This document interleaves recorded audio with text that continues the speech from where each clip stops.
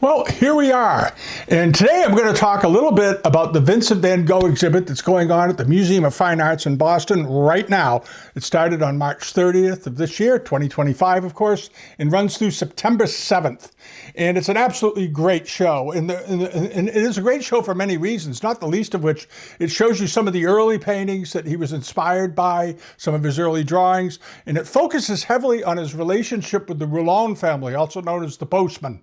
And this was a family that lived in Arles, that he moved down there to paint, got to know them and so forth. It's a really fascinating story. And those of you who don't know a lot about Vincent Van Gogh, he painted for a very, very short period of time. He had a lot of mental issues, which a lot of us are aware of. You heard about them, but not really understood. If you want to understand the creative impulse and mental illness and how they definitely intertwine, you need to read the book, if you haven't seen it yet, called Touched with Fire. And it's a psychologist wrote this book, and she uses in the book Vincent Van Gogh is a prime example. There were many other examples throughout history. Tesla, of course, was a brilliant scientist. He was extremely eccentric. Some people say he was mentally ill. He had a lot of hang-ups and odd things, and so did Vincent Van Gogh. But beneath it all, he was a genius, and there's a belief that the inspirations and ideas that sometimes people who are a little mentally unwell develop insights that other people don't see. They have a different way of thinking, a different way of looking at the world, and they become devoted to those ideas. And Vincent Van Gogh was one of those people. It all began, he was born on March 30th in 1853 in the Netherlands in the town of Zundert. His father's name was Theodorus Van Gogh, and his mother was named Anna Cornelia Carbentus was her maiden name. And his father was a pastor and a teacher and so forth, and he was the eldest of 6 children in the family. And he grew up, as you might imagine, in a very sort of religious background. The family was fairly middle class, and early on he learned to paint. His mother taught the kids how to paint, do watercolors and so forth, and he instantly took to it. He had a very sensitive and sort of introspective nature to him about nature and art and all this sort of thing. And as he grew up, he went through difficult times. He tried his hand working at an art gallery. He at one point was contemplating himself becoming a minister. He even entered a religious school, and he refused to learn Latin because they felt that it was a dead language, so he didn't do that, and he ended up leaving. By 1880, though, he came to realize that he wanted to be an artist. He was just 27 years old, and he decided at that time that he would become an artist, a great artist. And this decision would affect the rest of his short life because he only lived 10 more years.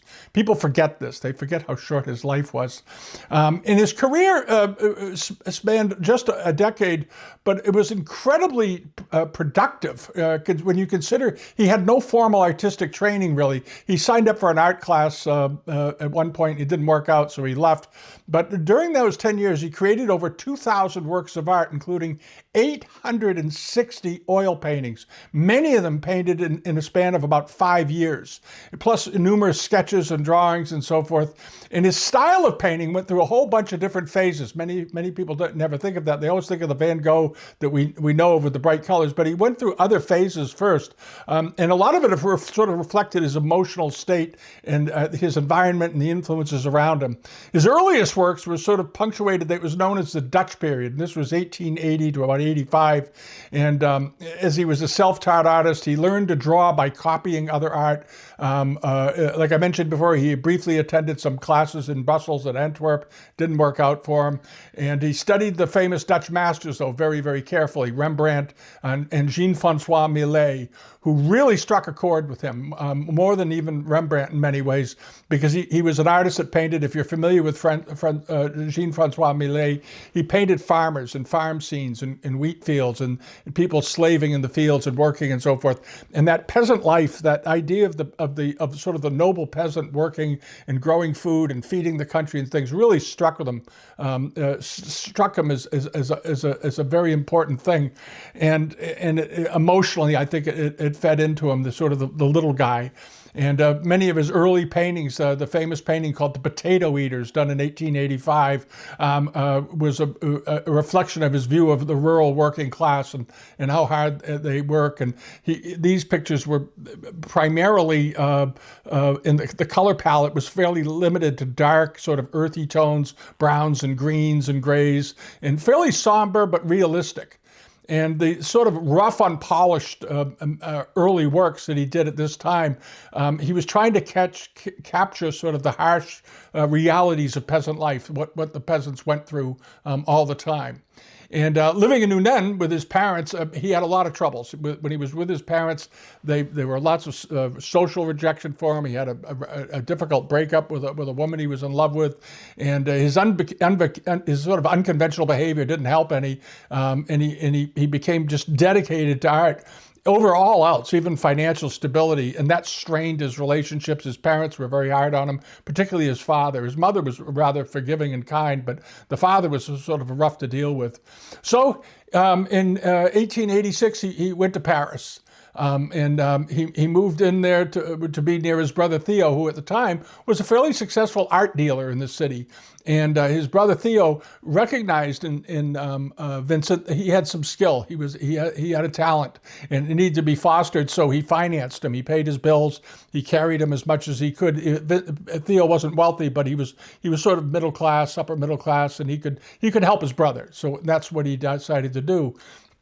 And while he was in Paris, Vincent van Gogh saw, he was exposed to and saw paintings by Impressionists, Neo-Impressionists, some of the avant-garde artists of the time, like Claude Monet and Pissarro and Georges Seurat, color and techniques that they used and so forth, especially the Impressionist movement, the emphasis on light, using lots of light and lots of color.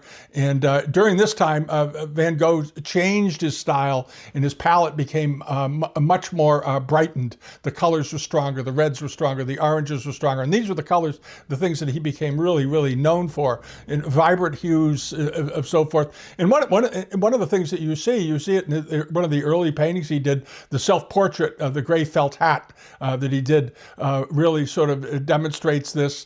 And he also had a big influence on them. Those of you that like Asian art, he was very influenced by Japanese woodblock prints. They got him into thinking about doing bold outlines against backgrounds and this sort of thing. And he collected them.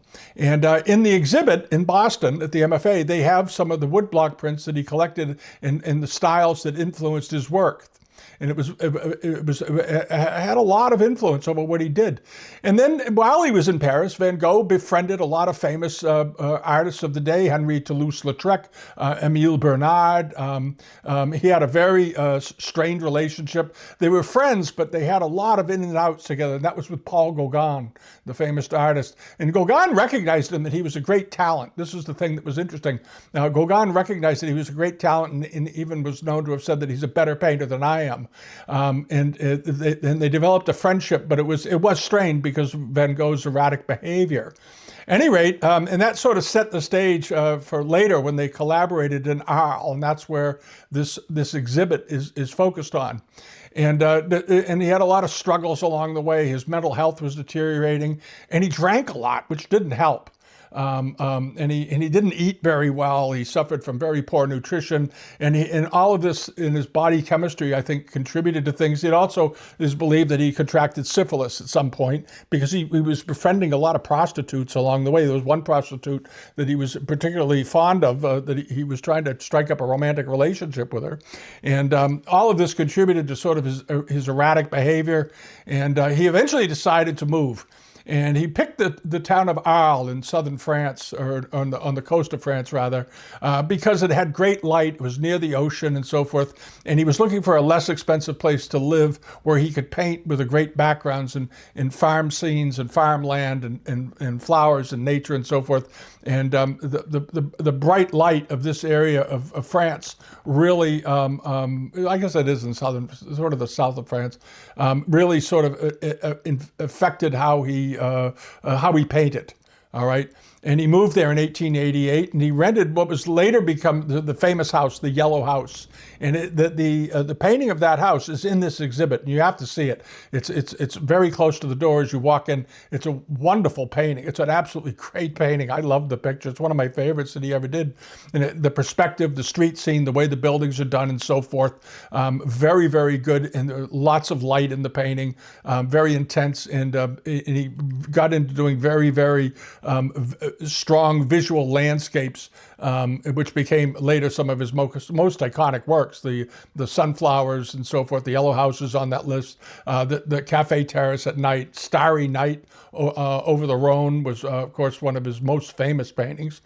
And the swirling brushstrokes and all the vivid colors, the symbolic compositions. And you have to keep in mind, this all happened in a matter almost instantly. It was a very rapid transition for him. And they also played into his emotions. He was expressing himself very emotionally, how he saw the world. And in 1888, Gauguin went to Arles and joined him and was living with him. They were rooming together, and they had very different personalities and perspectives on art. But Gauguin, again, viewed Van Gogh as being potentially one of the great painters. And he was right, of course. And then in the end of 1888, Vincent had a psychotic episode. This was a situation where the neighborhood he was living in, there were neighbors actually took up petitions to try to get him to leave. Some people were afraid of him. They thought he was mad, all this other stuff. But it was during this episode where the famous part where he cut his ear off, and he allegedly gave it to after a fight with Gauguin, and he presented his ear to a prostitute that he knew.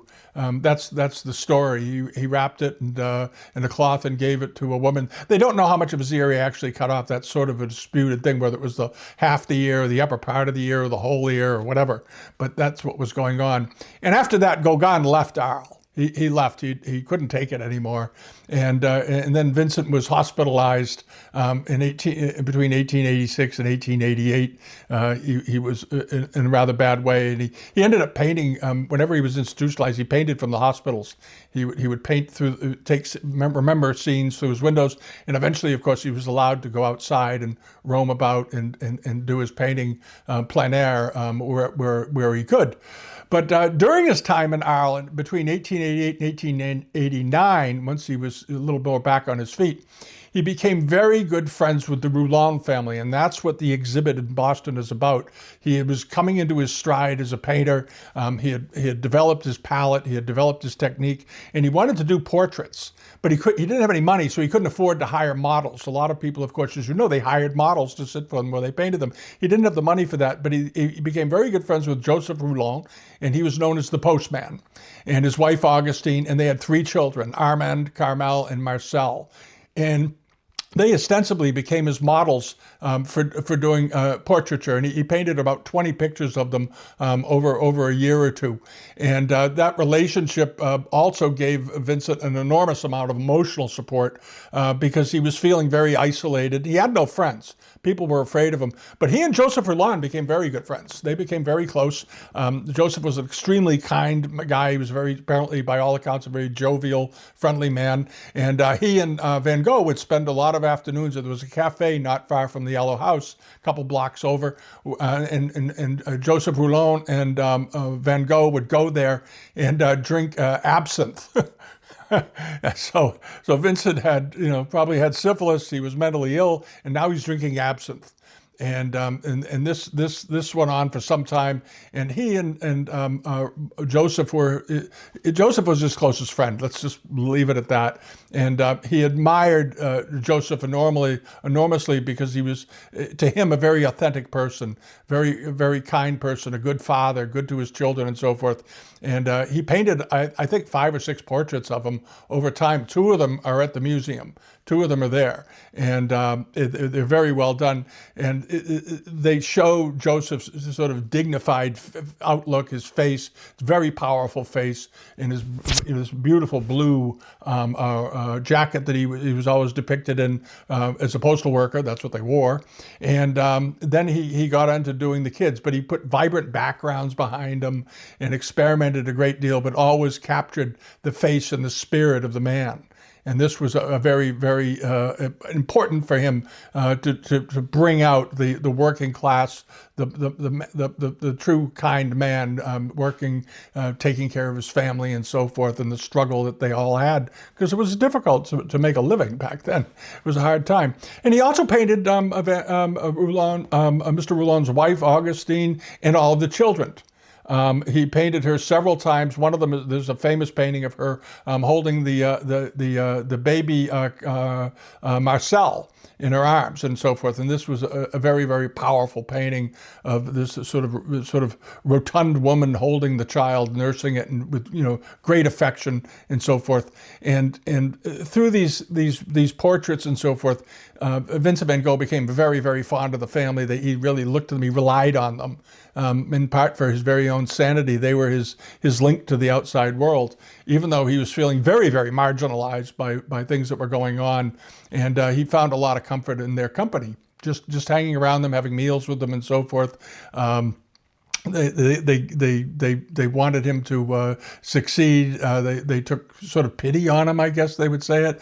But they also wanted him not to feel lonely and so forth. And many of the people in Arles wanted him to leave. They wanted him out of there and so forth. But the portraits that Vincent did are extremely intimate and very humanistic, showcasing his ability to find beauty and meaning in fairly ordinary looking people.